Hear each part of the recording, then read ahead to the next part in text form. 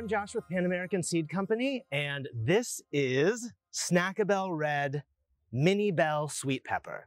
So just some highlights on this. This is a bell that's about 2 inches. It has a nice shape to it.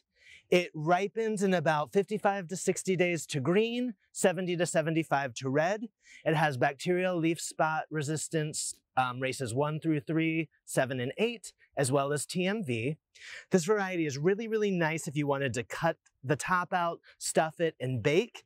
As you can see here, it has a really nice thick wall, so it holds up well when it's cooked.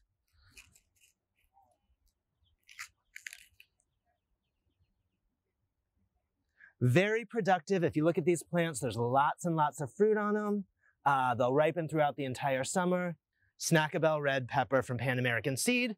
For more information about Snackabelle Red or any of our products, visit www.panamseed.com/handpicked.